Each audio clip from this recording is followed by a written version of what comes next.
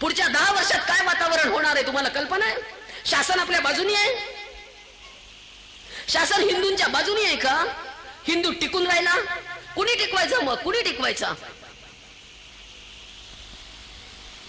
कुणालाच काही वाटत नाही काय करणार आहोत.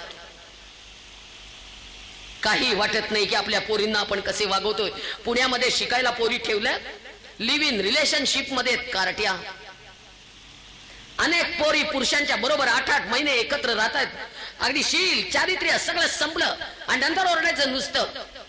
बलात्कार झाले की आणि अत्याचार झाले की 2 वर्षाच्या बलात्कार झाला ती गोष्ट लांछनास्पद निश्चित आहे. त्याच्यासाठी कडक कायदे झालेच पाहिजे. पण ज्या मुली आचरडासारखे कपडे घालतात, आचरडासारखं वागतात, त्या पोरींवर बलात्कार झाल्यानंतर त्या पोरीच्या कानाखाली एक वाजवायला नको का? काय आई म्हणून जबाबदार कोण आहे? आज आईलाच लाज नाहीये. खरंच सगळ्या आयांनो मी तुम्हाला नावं ठेवते की तुम्हाला रागवते, याचं वाईट वाटून घेऊ नका. वस्तुस्थिती अशी आहे की आज तुम्ही धर्मशिक्षण घरातनं देणं बंद केलेलं आहे. तुम्ही मुलींना सांगत नाही तू कुंकू लाव, तू बांगडी घाल, आपण हिंदू आहोत. तुम्ही शिकवत नाही की आपला धर्म हे सांगतोय. तुम्ही सांगत नाही सत्यवानाची सावित्री, तुम्ही सांगत नाही द्रौपदी, तुम्ही सांगत नाही सीतामाई, तुम्ही सांगत नाही अहिल्या, तुम्ही काही सांगत नाही मुलींना. फक्त एवढंच सांगायचं की तुला इंजिनियर व्हायचंय, तुला डॉक्टर व्हायचंय, तुला ट्युशनला जायचंय, तुला असं करायचंय, पण तुला धर्म पाळायचंय असं मात्र सांगायचं नाही. का बरं? साने गुरुजींशी परवा मी फार भांडले बाबा, फार भांडली. साने गुरुजींशी माझं रोजच भांडण आहे. गुरुजींना मी उठून बसवते, मांडी घालून बसा म्हणते गुरुजी माझ्या बरोबर.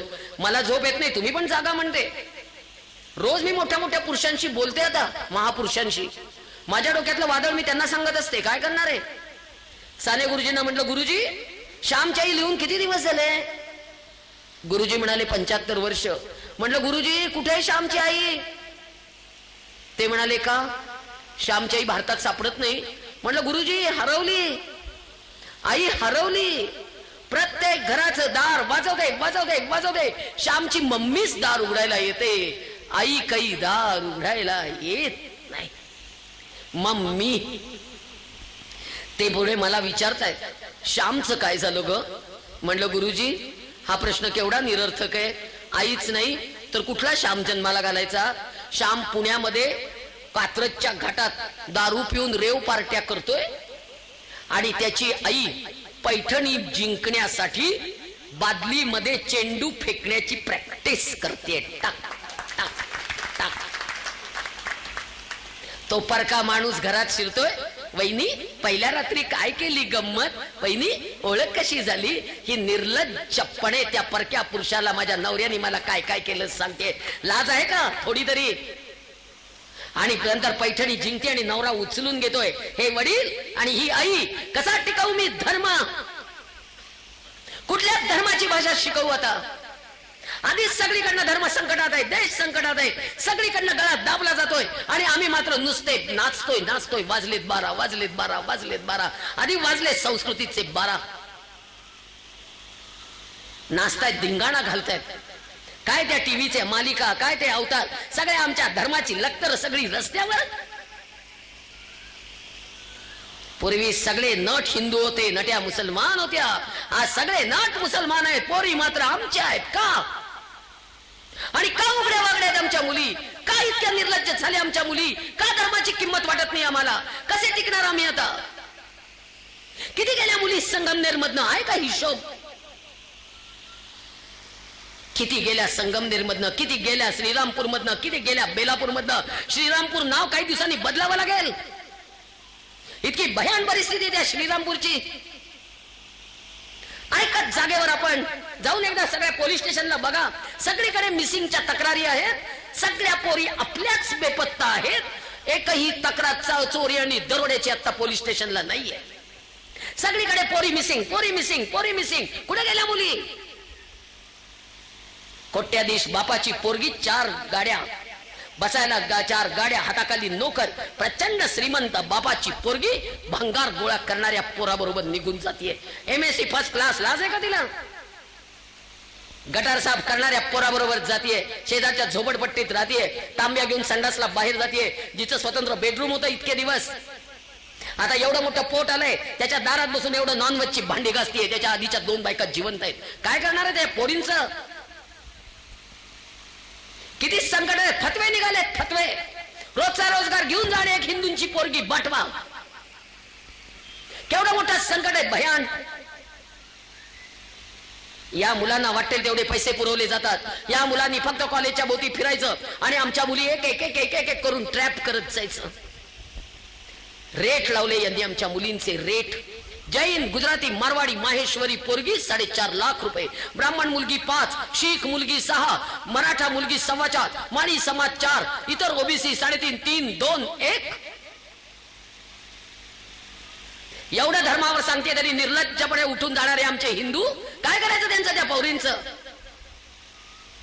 एकाने पण माझं भाषण संपेपर्यंत सोडू नका जागा. इतकं चिडून चिडून चिडून 449 दिवस फिरतीये मी. अक्षरशः ती आई विचारत होती त्या मुलीला, असं का केलं लेकरा, असं का केलं लेकरा? रडणाऱ्या आईकडे बघून पोरगी सांगते, या बाईला मी ओळखत नाही, हिला मी आयुष्यात कधी बघितलेलं नाही. 25 वर्ष शिकवलंय, 25 वर्ष. काय करायचं? या पोरींचा प्रतिष्ठा महत्वाची वाटत नाही, धर्म महत्वाचा वाटत नाही, समाज महत्वाचा वाटत नाही, काहीही महत्वाचं वाटत नाही. काय करणार आहोत या मुलींना शिकवून? त्याची तरी उत्तर द्या. आणि सगळ्या मुलींनो, मी तुम्हाला हात जोडून आज विनंती करते, तुम्ही आमचा विश्वास, तुम्ही सांगा मुलींना धर्मराज काय असतो तो. सांगा समाजाच्या वशीकरणाचा इतका जबरदस्त धोका आहे. तुमचा काळ्या जादूवर विश्वास नाहीये, पण माझा आहे. इथं ताईत, मांडीला ताईत, पायाला ताईत, 3-3 ताईत अंगावर लेकराच्या. ताईत काढेपर्यंत पोरगी शिव्या देत होती, ए बेंचोत मादरचोत हात नाही लगाना. वाटेल त्या शिव्या मी खात होते. आणि ज्या वेळेला अंगावरचे सगळे ताईत काढले, त्यावेळेला पोरगी भानावर आली, ढसाढसा रडत होती. 60 दिवस लागले वशीकरण काढायला. कारण धर्माचं कवच नाहीये, कुठलाही नामजप शिकवला नाहीये, कुठलाही धर्म कवच नाहीये. दुबळ्या मनावर आघात आहेत बाई ते. श्वेता नावाची लग्न झालेली पोरगी गेली, इतकी भयान गेली आहे, सांगितलं तर अंगावर थरकाप होतो, इतकी भयान. तिच्या नवऱ्याचं मेडिकल स्टोअर. आला एक माणूस दुपारी विचारायला की मॅडम हे प्रिस्क्रिप्शन आहे का? ती म्हणाली की नाहीये. अहो म्हणे मालकांना विचारा ना. ती म्हणाली ते जेवायला गेले. एव्हा मोबाईलवर विचारा ना. ती म्हणाली माझ्या मोबाईलला बॅलन्स नाहीये. तर तो म्हणाला की माझी मोबाईल शॉपी आहे, द्या बॅलन्स घालून देतो. ही बावळट दिला त्याला नंबर आणि त्यांनी तिला बॅलन्स घालून दिला 100 रुपयाचा. तिने बॅलन्स घेतला आणि नवऱ्याला विचारलं ते प्रिस्क्रिप्शन आहे का? तो म्हणाला नाही. त्या माणसाला ती म्हणाली नाहीये. तो गेला आणि 8 दिवसांनी त्या मोबाईलला त्याचा फोन आला की मॅडम तुम्ही कुठे आहात? ती म्हणाली की दुकानात. ती म्हणाली मॅडम मला तुम्हाला भेटायचंय. ती म्हणाली मी तुम्हाला ओळखत नाही. असं कसं ओळखत नाही? मोबाईलवर त्या दिवशी 100 रुपयाचा तुम्हाला बॅलन्स घालून दिला ना. ती म्हणाली तू 100 रुपये तुझे घेऊन जा, पण मला फोन करू नको. तर ती म्हणाली मी तुम्हाला फोन कुठे करणार आहे? तुमच्या नवऱ्याला मी सांगितलं की तुम्ही मला फोन करताय. तर ती म्हणाली मी तुला एकही फोन केलेला नाहीये. तर तो माणूस तिच्याशी उलटा वाद घालत होता की तू मला इतके मेसेज पाठवलेले, मी तुझ्या नवऱ्याला कळवलेले आहे, जर तुम्हाला भेटायला आली नाही तर रात्री 12 वाजता दुकानातनं एकटा जाणारा तुझा नवरा आम्ही त्याला मारून खलास करू, तुला भेटायला आलो पाहिजे. इतकी भीती जबरदस्त दाखवली. शेवटी भेटायला गेली. भेटायला गेल्यानंतर काय पुढे झालं त्या पोरीला आठवत नाही. ती रोज जात राहिली, रोज जात राहिली, रोज लॉजवर नेत राहिला. किती मुलांनी तिच्यावर अत्याचार केला तिला सांगता येत नाही. पोरगी वेडी झाली, घरामध्ये अशी वावरायची की अंगावर काहीतरी भूत बीत समोर आहे का. नवरा घाबरला. त्यावेळेला तिला दिवस राहिले. तिच्या लक्षात ते केव्हा आलं? बाळ 6 महिन्याचं झाल्यानंतर आलेलं आहे. इतक्या भयान परिस्थितीत पोरगी शेवटी वडिलांनी बाळणपणाला नेली. बाळणपण झालं त्यावेळेला डॉक्टरांनी सांगितलं मानसिक रुग्ण झालेली आहे. भविष्यकारांनी सांगितलं की तिच्यावर वशीकरण झालेलं आहे. प्रचंड प्रयत्न केले आणि आत्ता भानावर आलेली आहे. आणि भानावर आल्यानंतर पहिलं काम केलं की हे बाळ माझ्या पोटातलं नवऱ्याचं नाहीये हे तिने ठामपणे सांगितलं. आणि त्यामुळे आता घटस्फोटाला आलेलं प्रकरण आहे. नवऱ्याच्या पाया पडून सांगितलं ही लव जिहादची केस आहे. नवरा मानायला तयार नाहीये. काय करायचं त्या पोरीचं आता, काय करायचं त्या पोराचं? लग्न झालेल्या बायका जर अशा ट्रॅप व्हायला लागल्या आणि फसवायला लागले तर काय करणार आहोत? कसे टिकणार आहोत? धर्माचं कवच निर्माण करा. हे धर्माचं कवच घट्ट निर्माण करा पोरींच्या भोवती. उद्यापासून सकाळी उठल्यावर एक काम करा. पोरगी झोपेतनं उठली, आंघोळ झाली, की करंगळीच्या शेजारच्या बोटाने तिच्या कपाळावर मधोमध इथे कुंकू लावायचं आईने. 70 40 49 93 93 70 40 49 93. आणि माझा घरचा नंबर मुद्दाम देते. हा लागला नाही तर घरी निरोप ठेवा रामतीर्थकरांजवळ.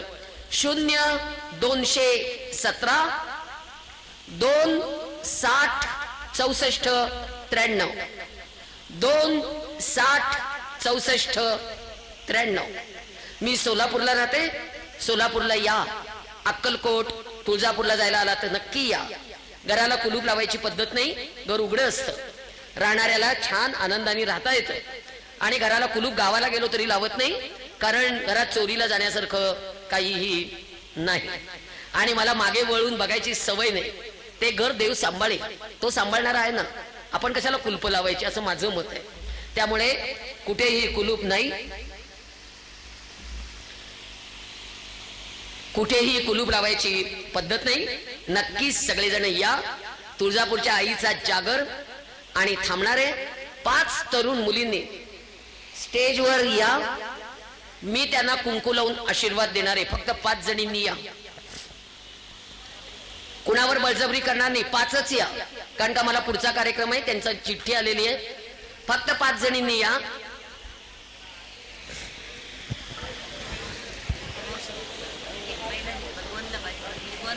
हो या या. फक्त हातात द्या. सर्वांनी शांतता राखायची आणि कोणी उठू नका बरं. कृपया करून सर्वांनी शांतता राखायची आणि आपापल्या जागेवरच बसायचे. मुलींना आशीर्वाद दिल्याशिवाय उठू नका. जय जिजाऊ, जय जिजाऊ, जय जिजाऊ. भीती नाम्हा तुझी मुळी ही गडगडणाऱ्या जय नभा. जिजाऊ. आसमानाच्या सुलतीनाला जबाब देती जिभा. सह्याद्रीचा सिंह गर्जतो शिवशंभू राजा. दरी दरीतून नाद गुंतला महाराष्ट्र देशा. तुळजापूरच्या आईचा जागर. दार उघड, दार उघड आई, दार उघड. धर्म संकटात आहे. दार उघड, दार उघड, दार उघड. एकटीचा आवाज पोचत नाही. 1000 आवाज निर्माण करावे लागते. दार उघड म्हणावं. कोणी उठू नका. मुलींनो आता शांत बसा. चला आता निघते. पुढचा कार्यक्रम आहे. सगळ्यांना धन्यवाद. दोन्ही हात वर करा. आणि यानंतर मुलींना मी हिंदू आहे, हिंदू म्हणून